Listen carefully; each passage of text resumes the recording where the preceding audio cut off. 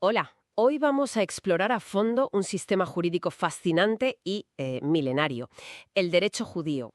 Nos basamos en el libro Derecho y Religiones de Rafael Palomino. Exacto.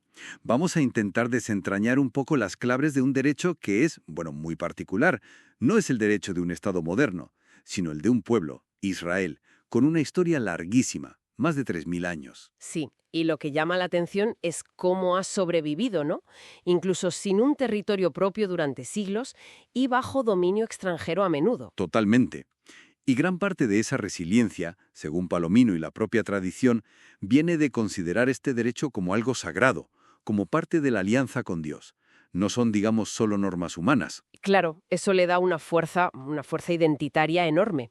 ¿Y cuáles son las fuentes principales? Supongo que la Torá es el punto de partida. Sin duda, la Torá, el Pentateuco, es el núcleo. Ahí mismo ya se distingue lo que es la halajá, que son las normas, las leyes concretas, de la Agadá, que son más bien las narraciones, las enseñanzas éticas. La tradición llega a contar hasta 613 preceptos, los mitzvot, que derivan de la Torá. 613, madre mía. Pero siempre se habla también de una ley oral, ¿verdad? Algo que iba en paralelo a lo escrito. ¿Cómo se mantuvo eso? Esa es la Torá Shebe Peh, y es fundamental. La creencia es que se transmitió oralmente, de generación en generación, junto con la Torá escrita. Fue, bueno, un esfuerzo de memoria y estudio comunitario impresionante durante siglos. Entiendo, pero claro, con el tiempo, la diáspora, supongo que habría riesgo de que se perdiera. Exacto.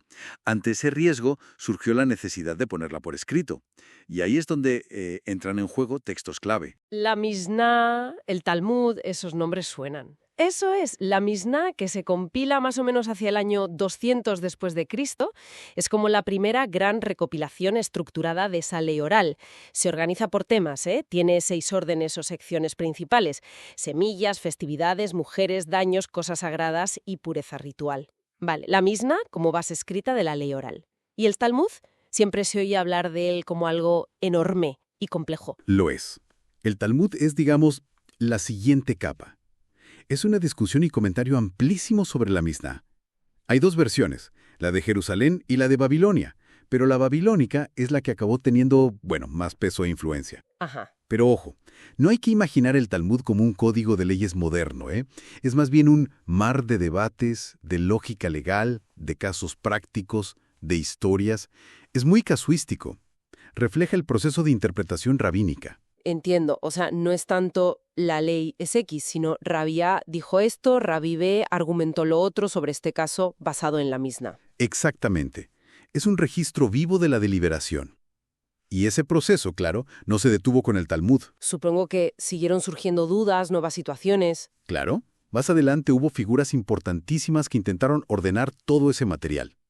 Maimónides, en el siglo XII, con su Misné Torah, hizo un esfuerzo brutal de sistematización lógica. Una especie de enciclopedia del derecho judío, ¿no? Algo así, sí. Y luego, ya en el siglo XVI, Joseph Caro compiló el Sulhan Aruch, que se convirtió en la guía práctica por excelencia para la vida diaria. Sigue siendo súper influyente. Vale, Maimónides más sistemático, Caro más práctico. Pero la interpretación seguía, ¿no? ¿Mediante qué mecanismos? Bueno, por un lado, la interpretación continua de los textos por los rabinos, y por otro, las takanot.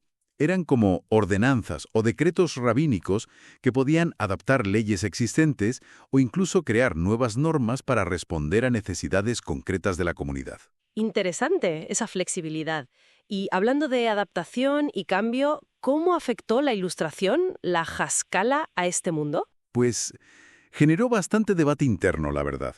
Fue un catalizador para que surgieran distintas corrientes dentro del judaísmo. La ortodoxa, que puso el énfasis en mantener la tradición tal cual, de forma más literal. La fidelidad ante todo. Eso es. Luego la corriente reformada, que buscó una adaptación mucho mayor a los tiempos modernos, relativizando algunas prácticas.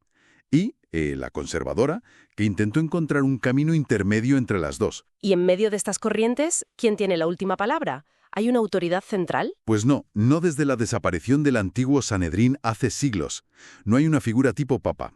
La autoridad en el judaísmo se basa más en la autoritas, en el prestigio y el saber reconocido de ciertos rabinos o escuelas de pensamiento. Es más descentralizado. Vale, entiendo. Y una pregunta práctica. Viviendo durante siglos como minoría en otros países, ¿cómo se relacionaba el derecho judío con las leyes del lugar? Ahí entra un principio clave. Dina de Malhuta, Dina. Suena importante. ¿Qué significa? Literalmente, la ley del reino es ley. Es un principio que reconoce la obligación de cumplir las leyes civiles del país donde se vive, siempre y cuando, claro está, no contradigan directamente preceptos religiosos fundamentales del judaísmo. O sea, ¿un reconocimiento pragmático de la autoridad civil? Exacto. Es una muestra de cómo este derecho se adaptó a la vida en la diáspora, sin ser un derecho estatal propio. Muy bien.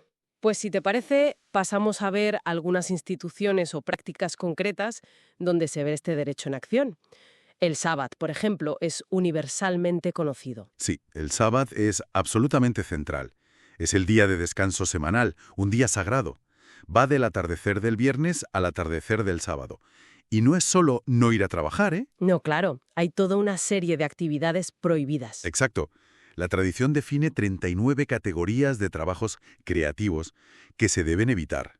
Cosas como encender fuego, escribir, cocinar, comerciar, viajar más allá de ciertos límites.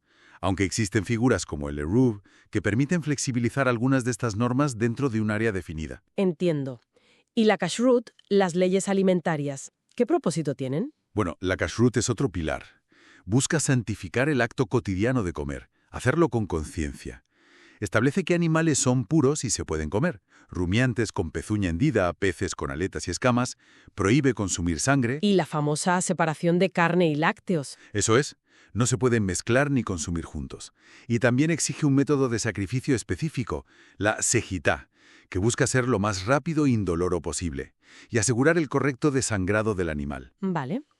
Pasando al ciclo vital, el matrimonio también tiene sus particularidades. Sí. Se considera un ideal, casi un deber religioso. El proceso tradicional tiene como dos fases. Los kidusín, o esponsales, y los nisuín, la ceremonia final bajo la jupá, el palio nupcial. Y es fundamental la ketubá. La ketubá Ajá. es el contrato matrimonial. Exacto, es un documento donde se detallan las obligaciones del marido hacia la esposa, sobre todo económicas y de sustento. Protege los derechos de la mujer. ¿Y el divorcio es posible? Sí, es posible.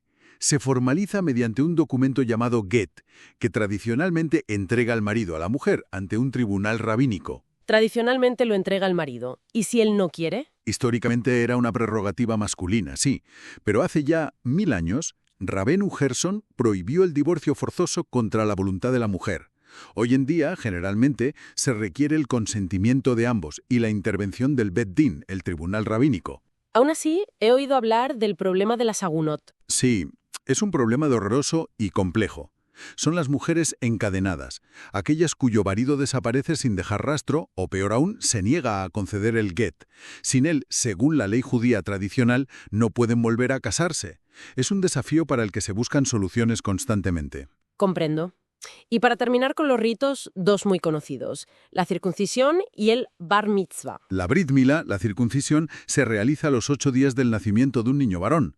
Es el símbolo del pacto de Abraham con Dios, una señal de pertenencia. ¿Y el bar mitzvah? El bar mitzvah para los chicos a los 13 años y el bat mitzvah para las chicas normalmente a los 12 o 13 según la corriente, marcan la mayoría de edad religiosa.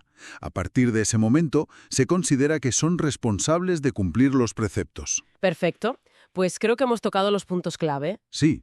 Yo diría que, en resumen, el derecho judío es un sistema vivo muy dinámico. Está profundamente anclado en sus textos sagrados, en la Torá, en el Talmud, en toda esa tradición interpretativa milenaria, pero a la vez está en un diálogo constante para guiar la vida concreta del pueblo judío, intentando integrar lo divino y lo cotidiano a través del tiempo y de los lugares. Y nos deja una reflexión final, ¿no? Cómo un sistema así, basado en la revelación y en la interpretación rabínica, afronta hoy los desafíos de la modernidad, la secularización, la tecnología, la diversidad enorme que hay dentro del propio judaísmo, cómo sigue jugando esa tensión entre ser fiel a la tradición y adaptarse a un mundo que cambia tan rápido. Ahí queda la pregunta.